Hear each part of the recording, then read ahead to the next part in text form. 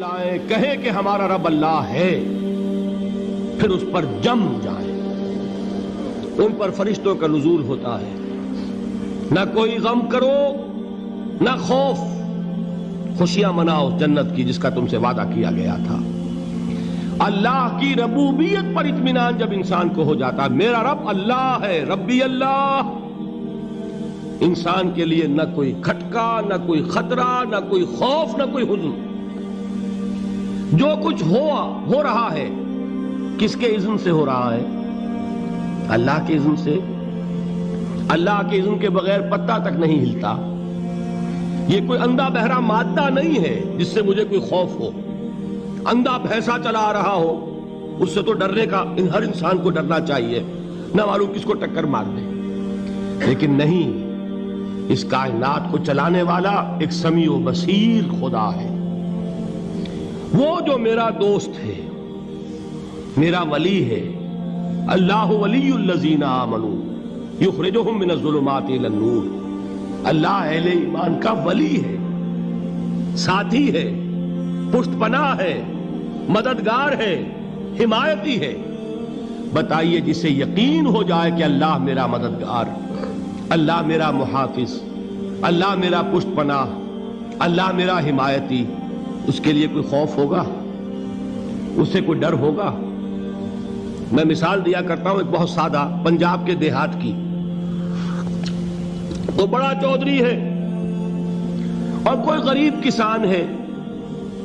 اس غریب کسان کے جانوروں کو ہر وقت اندیشہ ہوگا چوری کا، کوئی میری بھینس کھول کر نہ لے جائے، کوئی میرا بیل کھول کر نہ لے جائے۔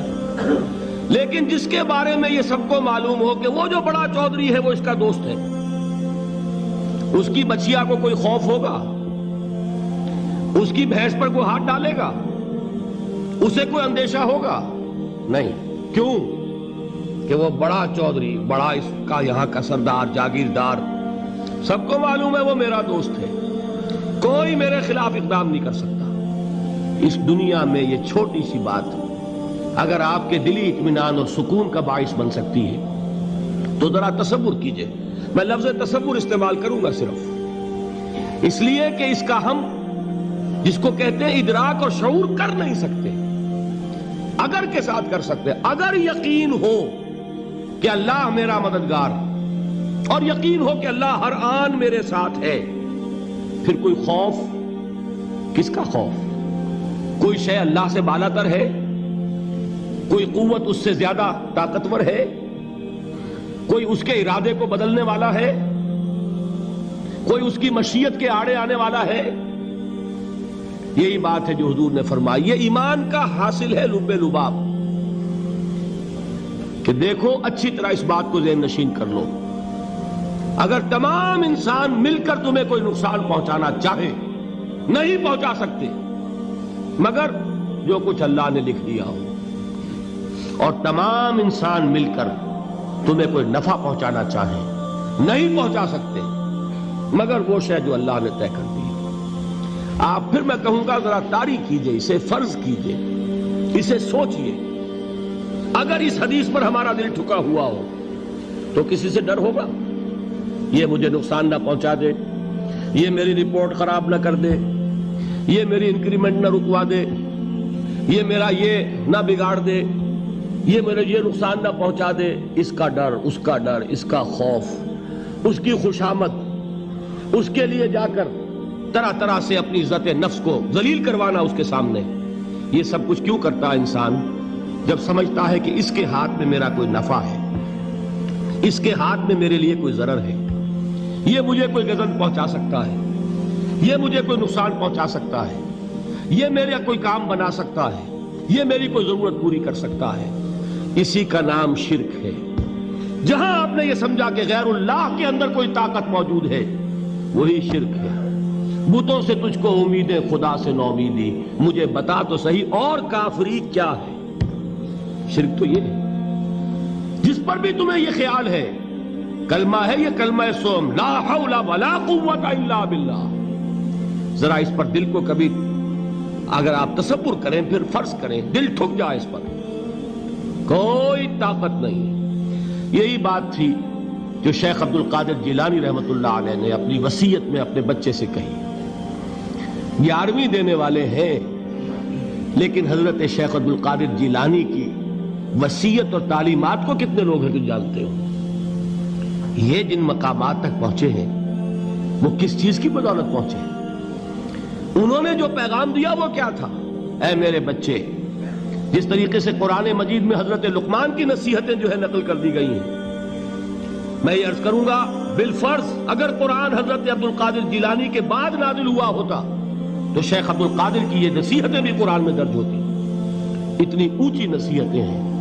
اے میرے بچے، اس حقیقت کو ذہن نشین کر لے، لا فاعل فی الحقیقت ولا مؤثر الا اللہ. اس کائنات میں نہ کوئی فاعل حقیقی ہے نہ مؤثر حقیقی ہے سوائے اللہ کے. کسی شے میں کوئی تاثیر نہیں اگر اللہ نہ چاہے. آگ جلا نہیں سکتی اگر اللہ نہ چاہے. پانی ڈبو نہیں سکتا اگر اللہ نہ چاہے. زہر ہلاک نہیں کر سکتا اگر اللہ نہ چاہے. کوئی چیز فائدہ نہیں پہنچا سکتی اگر اللہ نہ چاہے. تو در در پہ کیوں سر جھکاتے ہو؟ در در پر کیوں جبیں سائی کرتے ہو؟ سب کے سامنے کیوں ہاتھ پھیلاتے ہو؟ ایک اللہ سے مانگو. ایک اللہ کے سامنے زمین پر اپنی جبین رکھو. لا فاعل فی الحقیقت ولا مؤثر الا اللہ. نظر آتا ہے ہمیں کہ پانی پیاس بجھا دیتا ہے. پیاس بجھانے کی صلاحیت پانی میں نہیں ہے، اللہ کے اذن سے. کھانا بھوک مٹا دیتا ہے. بھوک مٹانے کی صلاحیت کھانے میں نہیں ہے، اذن رب میں. دیکھیے یہی یقین تھا. حضرت موسیٰ علیہ السلام کا واقعہ یاد کیجئے. سامنے سمندر آ گیا ہے. قوم دیکھتی ہے پیچھے کہ گرد و غبار کا طوفان ہے. معلوم ہوا کہ فرعون اپنے لشکر سمیت آ گیا ہے. لشکر جب چلتا تھا تیز رفتاری کے ساتھ تو گرد و غبار کا جو طوفان اٹھتا تھا اس کا تصور کیجئے. اور لمحہ بلمحہ وہ قریب آ رہا ہے. پوری قوم نے کیا کہا؟ اے موسیٰ انا لمدرکون. اے موسیٰ ہم تو پکڑے گئے. قرآن مجید نے تو یہاں وہ باتیں نہیں لکھی ہیں، لیکن تورات میں یہ درج ہے کہ بنی اسرائیل جھگڑنے لگے، دست و گریبان ہو گئے موسیٰ کے ساتھ. موسیٰ ہمیں یہاں مروایا لا کر، اس سے تو ہم ہی بہتر تھے. وہاں کھانے کو ملتا تھا، زندگی تو تھی، بیگار ہم کر رہے تھے، موت تو نہیں تھی. اب جو کچھ ہوگا اس کا تصور کرو، جس طریقے سے ہمارے ٹکڑے اڑائے جائیں گے. تو لڑ رہے ہیں حضرت موسیٰ علیہ السلام سے. یہ تورات کی تفصیل ہے. قرآن میں صرف اتنا آیا ہے، پریشان ہو کر انہوں نے کہا انا لمدرکون. موسیٰ ہم تو پکڑے گئے. اس وقت موسیٰ کا جواب کیا ہے؟ کلا ان معی ربی سیہدین. نہیں، میرے ساتھ میرا رب ہے، وہ راستہ دے گا. بتائیے کہاں راستہ نظر آ رہا ہے؟ یہ ہے ایمان بالغیب. راستہ نظر نہ آئے تب اللہ پر یقین ایمان ہے. جیب میں پیسے ہوں اور تب دل کو اطمینان ہے تو ایمان کس پر ہوا؟ پیسے پر، اللہ پر نہیں. جب وسائل و ذرائع نہ ہوں اور پھر یقین ہو کہ اللہ مسبب الاسباب ہے، وہ اسباب کا پابند نہیں ہے، وہ اسباب کا محتاج نہیں ہے، اسباب اس کے محتاج ہیں. اگر یہ یقین ہے تو اللہ پر ایمان ہے. یہ نہیں ہے تو تمہارا ایمان اسباب پر ہے، وسائل پر ہے، ذرائع پر ہے، مادیات پر ہے، اللہ پر نہیں. اس وقت کہاں راستہ تھا؟ کوئی راستہ تھا؟ سمندر ہے اور ادھر سے لشکر آ گیا ہے.